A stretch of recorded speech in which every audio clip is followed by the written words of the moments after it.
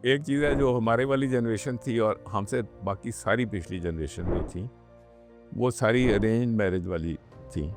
हमारे जो पीछे इस बैकग्राउंड से पीछे जाते थे उसमें डायपर भी नहीं होते थे, वो एक और लाइफ़स्टाइल था, बॉयफ्रेंड, गर्लफ्रेंड और उसमें से फिर शादी का होना। हम देख रहे हैं कि हमारे ज़माने में तलाक बहुत थोड़ी होती थी। मुसलमानों में तो ख़ास तौर पे शादी जो थी से जो निकाह है और चंद लोगों का आपस में बैठ के एक खाना खाना जिसको वलीमा कहते हैं। अब ये जो है love at first sight, boy meets girl, students की आपस में शुरू में ही। मैं पिछली सदी के पहले हिस्से में पैदा हुआ था, तो काफ़ी चीज़ें देखने का, ऑब्ज़र्व करने का भी मौका हुआ और काफ़ी चीज़ों को एक्सपीरियंस करने का भी मौका हुआ। तो उसमें एक चीज़ है जो हमारे वाली जनरेशन थी और हमसे बाकी सारी पिछली जनरेशन जो थी, वो सारी अरेंज मैरिज वाली थी। उसमें शादी अरेंज होती थी और बच्चा जो था वो दाई के थ्रू पैदा होता था। तो और फिर हमारे जो पीछे इस बैकग्राउंड से पीछे जाते थे उसमें डायपर भी नहीं होते थे, वो एक और लाइफ़स्टाइल था, लेकिन हम लोग उसी में से निकले थे। और फिर जब हमारी शादियाँ हुई तो वो अरेंज मैरिजेस थी और बहुत अक्सर ये होता था कि हम में से ना बीवी ने शौहर को देखा होता था, ना शौहर ने बीवी से होता था।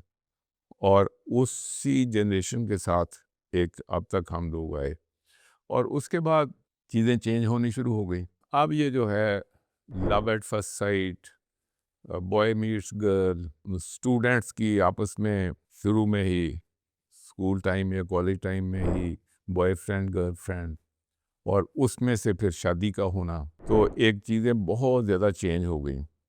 और इस वक्त कहा जाता है कि नहीं जी, वो लड़के लड़की को एक दूसरे को जानना चाहिए, ये चाहिए, वो सारी भी चीज़ें भी ठीक हैं, लेकिन हम देख रहे हैं कि हमारे ज़माने में तलाक बहुत थोड़ी होती थी। हम इसे ये से देख रहे हैं कि जो उसमें से जो प्रोडक्ट हुआ, जो बच्चे थे, उन्हीं में से ये जो आपका मुल्क इस वक्त चल रहा है, आपके मुल्क के अंदर बड़े बड़े बिजनेसमैन हैं, बड़े बड़े और लोग हैं। अनफॉर्चुनेटली ऐसे अच्छे लोगों का जिक्र नहीं होता खबरों में, आपको सिर्फ बुरे लोगों की खबरें नज़र आती हैं, हॉरर स्टोरीज आती हैं। लेकिन जो गुड स्टोरीज़ हैं वो क्योंकि आपको पता नहीं लगता, लेकिन वो गुड स्टोरीज़ बहुत बड़ी हैं और वो सारी अरेंज मैरिजेस में से ही पैदा हुई हुई हैं। तो इसलिए बहुत इम्पोर्टेंट है कि उसको आप ऐसे ट्रैश बिन में नहीं फेंक सकते कि नहीं, ये कॉन्सेप्ट ही ट्रैश है। क्योंकि इस वक्त हम देख रहे हैं कि तलाक़ें ज़्यादा हो रही हैं, जितनी शादियाँ हो रही हैं उससे ज़्यादा तलाक़ें हो रही हैं। तो ये जो इस वक्त का जो माहौल है और इस वक्त का जो फ़लसफ़ा है, ये सीरियसली एक डिस्कशन मांगता है कि ये वाक़ई ये ठीक है।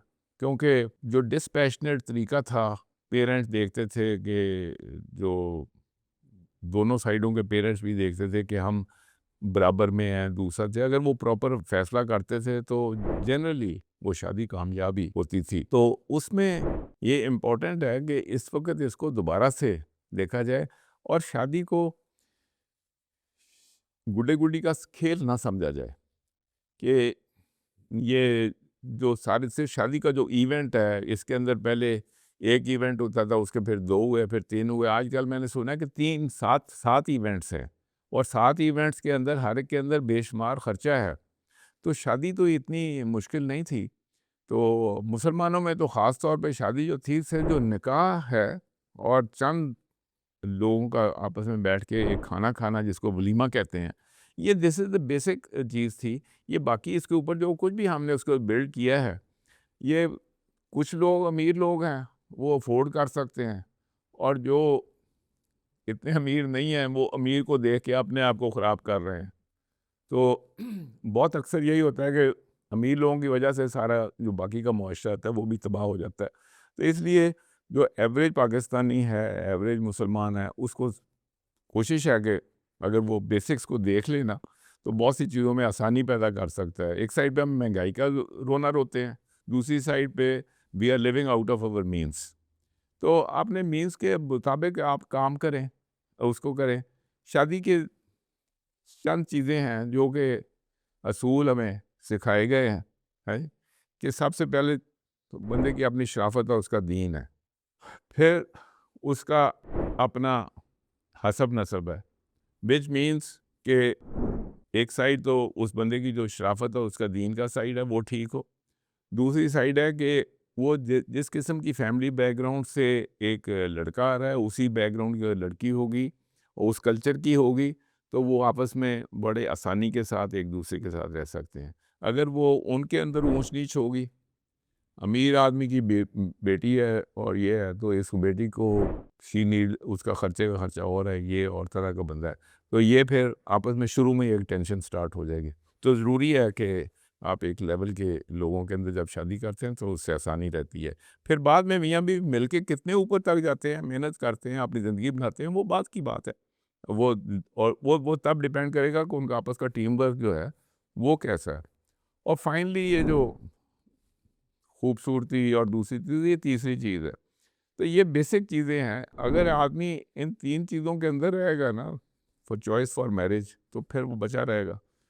लेकिन अगर वो बचपन का प्रेशर होता है, 15 और 20-22 साल की उम्र के दरमियान का प्रेशर है, जिसमें एक बंदा एक गलत फ़ैसला कर लेता है, तो वो आगे जाके थोड़ी देर के बाद ही, वो जैसे हम कहते हैं ना कि तू कौन थे मैं कौन, फिर वो तलाक़ें स्टार्ट हो जाती हैं। तलाक़ों के पीछे फिर वकील आ जाते हैं, वकीलों के पीछे फिर अम्मी जान, अब्बा जान, दादा जान, इधर के भी अम्मी जान, अब्बा जान, दादा जान, वो फिर एक फुटबॉल गेम स्टार्ट हो जाती है आपस में और बदमज़गी पैदा हो जाती है। तो ये चीज़ें सारी जो है ना, ये ज़रूरी है कि इनके ऊपर सोचा जाए और इनको रीवैल्यू किया जाए, और ख़ास तौर पे जो लोग अपनी ज़िंदगी स्टार्ट करने वाले हैं, they should go beyond that event of marriage, है जी? उससे आगे का सोचें कि are we really prepare to be parents, हमारे बच्चे कौन हैं, अपने उनको कैसे करना है, आगे क्या करना है। तो ये कोई बेसिकली वो जो पहली रात या 2 रात या पहला साल है, it is not that, it is beyond that, you are going to build a life, तो be prepared for that life.